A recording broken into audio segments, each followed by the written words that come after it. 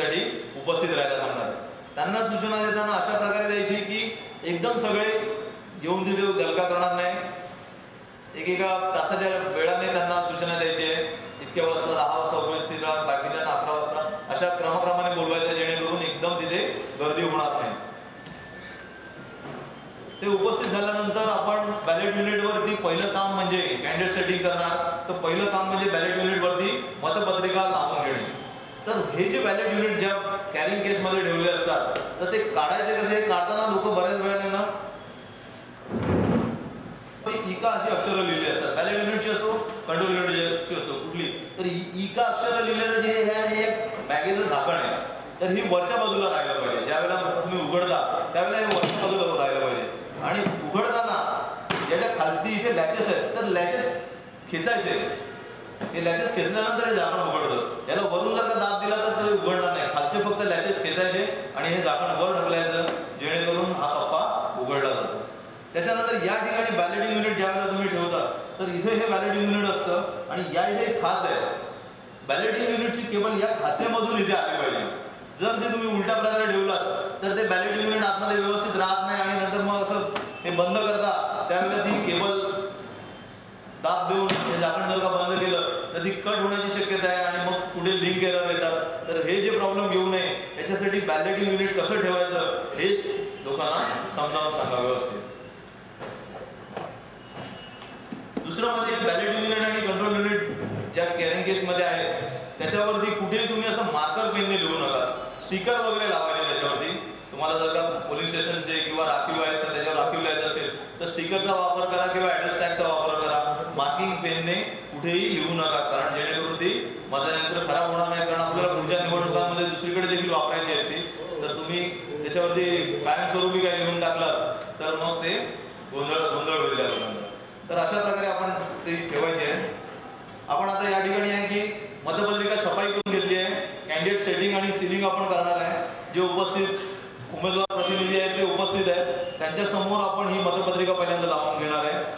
हे ballot unit आहे. Ballot युनिटच्या दोन्ही बाजूला इथे लॅचेस आहेत. हे लॅचेस अंगठ्याने असे ढकलायचे आहेत आणि हा बॅलेटिंग युनिटचा कप्पा उघडायचा आहे. हा कप्पा उघडल्यानंतर इथे स्लाइड स्विच आहे. स्लाइड स्विच जितकी बॅलेटिंग युनिट असतील त्याच्या क्रमानुसार तो लागतो. म्हणजे समजा एखाद्या वार्डामध्ये 20 उमेदवार असतील उभे तर तुम्हाला 2 बॅलेटिंग युनिट वापरायला लागतील कारण एका बॅलेटिंग युनिटवरती फक्त 15 उमेदवार राहतात. तर अशा वेळेला कंट्रोल युनिटला जे पहिलं बॅलेटिंग युनिट जोडलं असेल त्याच्यावरती 15 उमेदवार राहतील. 15 उमेदवारांची मतपत्रिका लागेल. 15 उमेदवारांची बटणं असतील आणि उरलेले जे 5 उमेदवार आहेत ते या बॅलेटिंग युनिटला सिरीजमध्ये दुसरं बॅलेटिंग युनिट जोडण्यात येईल. त्याच्यावरती राहतील आणि त्याचा जो स्लाइड स्विच असेल तो 2 वर राहील. पहिलं जे बॅलेटिंग युनिट असतं त्याचा स्लाइड स्विच 1 वर असतो. दुसरं जे बॅलेटिंग युनिट असतं त्याचा 2 वर. जर अशी आपण 4 युनिट लावले असतील तर पहिल्याचा 1 वर, दुसऱ्याचा 2 वर, तिसऱ्याचा 3 वर आणि चौथ्याचा 4 वर. अशा प्रकारे बॅलेटिंग युनिटचा स्लाइड स्विच असतो. आणि त्याची केबल कशी लागते जर हे पहिलं जे बॅलेटिंग युनिट असते ही कॉर्ड जी असते इंटरकनेक्टिंग कॉर्ड ही कंट्रोल युनिटला नसते बॅलेट युनिटला असते फक्त. तर पहिलं जे बॅलेटिंग युनिट असेल त्याची ही कॉर्ड कंट्रोल युनिटला लागते. ही कॉर्ड लावताना ही टॉप अक्षरं जी असतात ती बॅलेटिंग युनिटच्या दिशेने करायची. ही टॉप अक्षर बॅलेटिंग युनिटच्या दिशेने करायची आणि या ठिकाणी असा कनेक्टर लावायचा असतो. लावताना या ठिकाणी इथे धरायचं आणि कनेक्टर लावायचा. काढताना मात्र हे क्लिप दोन्ही बाजूचे असतात ते दाबायचे आणि कनेक्टर काढायचा असतो. तर अशा प्रकारे आपण हा कनेक्टर लावतो. आणि जेव्हा सिरीजमध्ये जास्त बॅलेटिंग युनिट लावलेले असतील तेव्हा या बॅलेटिंग युनिटला दुसऱ्या बॅलेटिंग युनिटची केबल लागेल. तर त्याचा जो हा कनेक्टर असेल तो या पहिल्या बॅलेटिंग युनिटच्या इथे मागे लागेल. या ठिकाणी इथे सॉकेट आहे त्या ठिकाणी हा असा टॉप अक्षर मशीनच्या दिशेने करायची आणि अशा प्रकारे इथे लावायचं आहे. तर असं सिरीजमध्ये ही बॅलेटिंग युनिट लागतात. तर स्लाइड स्विचचा वापर अशा प्रकारे होतो. याच्यानंतर हे मास्किंग टॅब्स आहेत. जितके उमेदवार असतील तितक्या उमेदवारांच्या समोरचे आपण मास्किंग टॅब असे ओपन करून ठेवतो. जिथे उमेदवार नसतील ते अशा व्हाईट मास्किंग टॅबने बंद करून ठेवतो. हे एंड बटन आहे. या एंड बटनाचा वापर आपण कुठेही निवडणुकीमध्ये करणार नाहीये. त्याच्यामुळे एंड बटनावरती देखील सफेद मास्किंग टॅब लागेल. तो मास्क करून ठेवायचा आहे. त्याच्यानंतर या ठिकाणी मतपत्रिका लावताना इथे ही काच तुम्हाला ओपन करायला लागते. या ठिकाणी देखील दोन्ही बाजूला लॅचेस दिलेले आहेत. हे लॅचेस असे अंगठ्याने ढकलायचे आहेत आणि ही काच उघडायची. ही काच उघडल्यानंतर या ठिकाणी मतपत्रिका लावण्यासाठी जागा दिलेली असते. तर इथे ज्या वेळेला तुम्ही मतपत्रिका लावाल तर ही मतपत्रिका मागे सेलो टेप लावायची किंवा पेस्ट लावून ही चिटकवायची आहे. कारण जर का प्रवासामध्ये बॅलेट युनिट मधली ही मतपत्रिका हलून खाली आली तर उमेदवाराचं कुठल्या उमेदवाराला मत जात आहे हे समजणार नाही. याच्यासाठी ही मतपत्रिका मागे सेलो टेप लावा किंवा खालती लावा आणि अशा प्रकारे इथे चिटकवा. नाहीतर नुसतं तुम्ही म्हणाल की इथे ग्रुव्ज आहेत त्याच्यामध्ये अडकली असेल मतपत्रिका, काही प्रॉब्लेम येणार नाही. तर तसं होत नाही. कधी कधी मतपत्रिका सरकून खाली येते आणि मग अडचणी निर्माण होतात. कारण हे आपण सील केलेलं असतं आणि मतपत्रिका सरकून खाली आलेली असते. समजत नाही मत कोणाला जात आहे, 1 नंबरला जात आहे की 2 नंबरच्या उमेदवाराला जात आहे. तर मतपत्रिका इथे लावायची आहे. ही लावताना याच्यावर मागे निवडणूक निर्णय अधिकारी स्वतःची सही आणि शिक्का मारतील आणि त्याच्यानंतर ही मतपत्रिका इथे लावायची आहे. मतपत्रिका अशा प्रकारे लावायची की जेणेकरून 2 उमेदवारांच्या मध्ये जी काळी रेषा आहे ही रेषा आणि बटनांच्या मध्ये एक खाच आहे, ही खाच समोरासमोर येतील. जेणेकरून त्या उमेदवाराचं कुठलं बटन आहे हे लगेच लक्षात येईल. तर अशा प्रकारे इथे मतपत्रिका लावायची आहे. हा कप्पा बंद करून घ्यायचा आहे.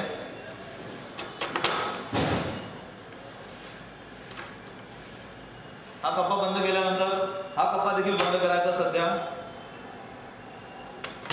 इंटरकनेक्टिंग केबल जी आहे ती कंट्रोल युनिटला जोडायची आहे. ही जोडताना मगाशी सांगितल्याप्रमाणे टॉप अक्ष रवी आहे ती मशीनच्या दिशेने ठेवायची आणि या ठिकाणी कनेक्टर लावायचा आहे. हा कनेक्टर लावताना तुम्ही BU कनेक्टर ज्या ठिकाणी लिहिलेलं आहे त्या ठिकाणी कनेक्टर लावायचा आहे. ID कनेक्टर जिथे लिहिलेलं आहे तिथे कनेक्टर लावायचा नाही आहे, तिथे कनेक्टर लागणार नाही. BU कनेक्टर ज्या ठिकाणी लिहिलं आहे त्या ठिकाणी लावायचं आहे. ऑन ऑफ स्विच आहे. इथे डिस्प्ले सेक्शन आहे. या ठिकाणी बॅटरी लावण्यासाठी जागा आहे. बॅटरी प्रत्येक ज्या वेळेला कॅन्डिडेट सेटिंग आणि सीलिंग कराल त्यावेळेला नवीन बॅटरी तुम्ही वापरायची आहे. इथे सील असेल प्लास्टिकचं, ते सील काढत बसण्याची आवश्यकता नाही. तुम्ही जस्ट इन्सर्ट केली आतमध्ये बॅटरी की इकडची जी 2 भोक आहेत त्याचं सील तुटतं आणि ही इथे बॅटरी लागते आणि सुरू होते. तर अशा प्रकारे इथे बॅटरी लावायची आहे. इथे मेमरी चिप आहे. त्याच्या खाली कॅन्सेट बटन आहे कॅन्डिडेट सेटिंग करण्यासाठी. या बटनाचा वापर करून निवडणूक निर्णय अधिकारी कॅन्डिडेट सेटिंग करतात मशीनमध्ये. त्याच्यानंतर खालच्या सेक्शनमध्ये क्लोज बटन आहे. मतदान क्लोज करण्यासाठी रिझल्ट 1 बटन आहे ज्याचा आपण वापर रिझल्ट बघण्यासाठी करणार आहे. रिझल्ट 2 बटनाचा वापर कुठेही होणार नाही. नंतर क्लिअर बटन आहे. जी मतं टाकलेली असतात ती पुसून टाकण्यासाठी क्लिअर बटन असतं. त्याच्यानंतर टोटल बटन आहे 2-2 तासाचा किती वोटिंग झालं हे बघण्यासाठी टोटल बटन आहे या ठिकाणी. बॅलेट बटन आहे बॅलेट सोडण्यासाठी. तर आपण एकमेकांना मशीन जोडलेलं आहे. आता आपण कॅन्डिडेट सेटिंग करणार आहे. कॅन्डिडेट सेटिंगच्या वेळेला तुम्ही अतिशय काळजीपूर्वक कॅन्डिडेट सेटिंग करायचं आहे. कारण या वेळेला इथे कॅन्डिडेट सेटिंगच्या वेळी उमेदवार त्यांचे प्रतिनिधी उपस्थित असणार आहेत. त्यांच्या समोर आपण हे कॅन्डिडेट सेटिंगचं काम करणार आहे. तर यासाठी खूप काळजी घेणं गरजेचं आहे. मशीन ऑन केल्यानंतर तुम्हाला असे 8 आकडे पेटलेले दिसले पाहिजेत. सगळे 8 आकडे पेटलेले दिसले पाहिजेत. त्या 8 आकड्याची एकही दांडी जर का पेटली नसेल तर ते मतदान यंत्र आपण निवडणुकीसाठी वापरायचं नाहीये. कारण ते मतदान यंत्र आपल्याला चुकीचा निकाल दाखवेल. 8 आकडा आहे त्याच्यामधली दांडी पेटलेली नाहीये, तो निकाल दाखवताना चुकीचा दाखवेल, 8च्या जागी 0 दाखवेल. तर मतांच्या संख्येमध्ये फरक पडेल. तर असं मशीन आपण मतदानासाठी वापरायचं नाहीये. मशीन ज्या वेळेला तुम्ही सुरू करता त्यावेळेला असे 8 आकडे दाखवले जातात आणि याच्यानंतर जे काही मशीन पूर्वी कुठे वापरलं असेल तिथे जे कॅन्डिडेट सेटिंग केलं असेल ते मशीन दाखवून देते. NP1 म्हणजे एका पदाकरता मशीन सेट केलं होतं. पोस्ट 1 3 मधून 1 निवडून द्यायचं आहे. असं हे सेटिंग पूर्वी जिथे कुठे मशीन वापरलं होतं ते सेटिंग तुम्हाला मशीन दाखवून देतं. मशीनच्या बद्दल एक लोकांच्या डोक्यात असतं की हे मशीन क्लिअर होत नाहीये. मशीन ज्या वेळेला तुम्ही ऑन करता त्यावेळेला प्रत्येक मशीन काही ना काहीतरी सेटिंग दाखवणारच. ज्याचं लेटेस्ट जे सेटिंग असेल ते मशीन सेटिंग दाखवून देतं. मशीन ज्या वेळेला तुम्ही क्लिअर करता त्यावेळेला फक्त एवढंच होतं की त्याच्यामध्ये जे वोट्स असतात ते 0 होऊन जातात किंवा सिक्वेन्स असतो, ही सायकल असते मशीनची. बॅलेट होतं, त्याच्यानंतर क्लोज बटन दाबून क्लोज केलं जातं, नंतर रिझल्ट 1 दाबून निकाल बघितला जातो आणि नंतर क्लिअर केलं जातं. ही सायकल जी आहे ही सायकल जर का कंप्लीट झाली नसेल तरी मशीन तुम्हाला कॅन्डिडेट सेटिंगसाठी ऑप्शन म्हणजे ॲक्सेस देत नाही. तर ही सायकल जर का कंप्लीट नसेल तर ज्यावेळेला तुम्ही कॅन्सल बटन दाबता त्यावेळेला कॅन्डिडेट सेटिंगसाठी ॲक्सेस मिळत नाही. तर आता आपण हे कॅन्सल बटन दाबून कॅन्डिडेट सेटिंग करूया. हे कॅन्सल बटन दाबल्यानंतर NP-डॅश समजलं म्हणजे समजायचं आपलं मशीन क्लिअर आहे. कॅन्डिडेट सेटिंगचे पहिलं NP3 मधून एक निवडून जायचं आहे ते गेलं पाहिजे असा डोक्यात विचार अजिबात आणू नका. काही ना काही सेटिंग आतमध्ये राहणारच आहे. फक्त ज्यावेळेला तुम्ही नवीन सेटिंग करता त्यावेळेला ते जुनं सेटिंग जातं आणि त्याच्या जागेवरती नवीन सेटिंग बसतं. तर कॅन्सल बटन दाबल्यानंतर NP-डॅश जर का चमकलं नाही, समजा कॅन्सल बटन दाबल्यानंतर तुम्हाला नो असा मेसेज आला तर समजायचं की मशीन क्लिअर नाही आहे, म्हणजे ते मशीन तुम्हाला CRC करून घेणं गरजेचं आहे. तर CRC म्हणजे काय करता तुम्ही?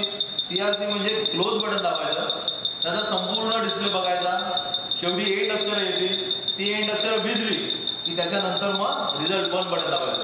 घाईघाईने बटन दाबायचे नाही. तुम्ही काही जण काय करतात ते CRC करायला सांगितलं मग क्लोज दाबायचं, लगेच घाईने रिझल्ट 1 दाबायचं, लगेच क्लिअर दाबायचं. तर असं मशीन क्लिअर होत नाही. मशीन क्लिअर करायचं असेल तर तुम्हाला एक बटन दाबलं की त्याचा संपूर्ण डिस्प्ले थांबला पाहिजे. तो संपूर्ण डिस्प्ले थांबल्याशिवाय तुमचं दुसरं बटन तुम्ही दाबला 10 वेळा तरी ते ऍक्टिव्हेट होणार नाही. क्लिअर क्लोज बटन दाबलं त्याचा संपूर्ण डिस्प्ले बघायचा, एंड अक्षर येतील, ती विजू द्यायची, ती विजली की त्याच्यानंतर मग पुढचं रिझल्ट 1 बटन दाबायचं. रिझल्ट 1 बटनाचा संपूर्ण डिस्प्ले बघायचा, त्याच्या शेवटी देखील एंड अक्षर येतील, ती विजू द्यायची, ती विजली की त्याच्यानंतर मग तुम्ही क्लिअर बटन दाबायचं. क्लिअर बटनाच्या शेवटी देखील अशी एंड अक्षर येतील, सगळा डिस्प्ले येईल, शेवटी एंड अक्षर येतील, ती विजली की मग समजायचं की मशीन आपलं आता क्लिअर झालेलं आहे. म्हणजे CRC ची प्रोसिजर जी आहे ती कंप्लीट झालेली आहे. आणि त्याच्यानंतर ज्यावेळेला तुम्ही कॅन्सल बटन दाबता तेव्हा तुम्हाला कॅन्डिडेट सेटिंगसाठी ॲक्सेस मिळतो आणि मगाशीप्रमाणे NP-डॅश चमकायला लागतो. आता परत एकदा आपण मशीन सुरू केलेलं आहे.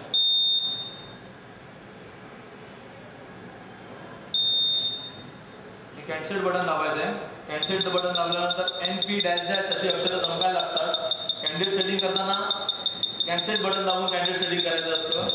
कॅन्सल बटन दाबल्यानंतर NP-डॅश अक्षरं चमकायला लागली आहेत तर याचा अर्थ समजून घ्यायचा आणि त्यानुसार इथे त्याचं उत्तर व्हॅलिडिंग युनिटवरचं बटन दाबून द्यायचं आहे. NP-डॅश याचा अर्थ होतो नंबर ऑफ पोस्ट, किती पदांची निवडणूक होते. आपलं जे मशीन आहे ते मल्टी पोस्टसाठी, म्हणजे जर का जिल्हा परिषद पंचायत समिती निवडणूक एकाच वेळेला होत असतील तर आपण असं म्हटलं असतं की 2 पदांची निवडणूक होते. आता इथे फक्त सर्व मशीनमध्ये एकाच पदाची निवडणूक होणार आहे. त्याच्यामुळे NP-डॅशचं उत्तर 1 राहणार आहे. सर्व ठिकाणी एका पदाची निवडणूक होते म्हणून व्हॅलिडिंग युनिटवरचं सर्वात पहिलं जे बटन आहे ते बटन तुम्ही दाबायचं आहे. नुसतं घाईने दाबून सोडायचं नाहीये. बरेच जण असं करतात, घाईने असं पटकन दाबतात, दाबलं गेलेलं नसतं ते बटन, ते ऍक्टिव्हेटच झालेलं नसतं आणि मग घाईघाईमध्ये कुठलं तरी पुढचं बटन दाबतात, मग ते बरोबर सेटिंग होत नाही. तर बरोबर सेटिंग करण्यासाठी हे बटन तुम्ही दाबल्यानंतर याच्यावरचा डिस्प्ले जो आहे तो DC आपल्याला होऊ द्यायचा. DC नसेल झाली पाहिजे ती अक्षर. हे बटन मी दाबलं पहिलं, इकडचं जी अक्षर आहे ती विजली की त्याच्यानंतर हात सोडायचा आहे. आता पुढचा प्रश्न विचारतो F1-. F1चा अर्थ फर्स्ट वन, पहिला उमेदवार कुठल्या बटनावरती आहे. पहिला उमेदवार ज्या बटनावरती आहे त्याच्या समोरचं बटन दाबायचं आहे. हा इथे पहिला उमेदवार आहे, त्याच्या समोर जे बटन आहे ते बटन असंच दाबून धरायचं. ही अक्षरं विजली की त्याच्यानंतर हात सोडायचा. आता L1 म्हणजे लास्ट वन, शेवटचा उमेदवार ज्या बटनावरती आहे त्याच्या समोरचं बटन ते बटन दाबायचं आहे. हा इथे शेवटचा उमेदवार आहे, त्याच्या समोर जे बटन आहे ते बटन तुम्ही दाबून धरायचं आहे. अक्षरं विजली की हात सोडायचा आहे. आता याच्या पुढे एक प्रश्न आहे, या प्रश्नाचं उत्तर देखील बरेच जण देत आहेत म्हणजे विसरतात. त्याच्या पुढे काय विचारतोय, P1 पोस्ट 1 03 म्हणजे 3 उमेदवार आहेत तर त्याच्यामधून किती निवडून द्यायचे तुम्हाला. ग्रामपंचायतचं जर काही इलेक्शन असतं तर आपण इथे सांगितलं असतं की 2 किंवा 3 निवडून द्यायचे आहेत. म्हणजे जसं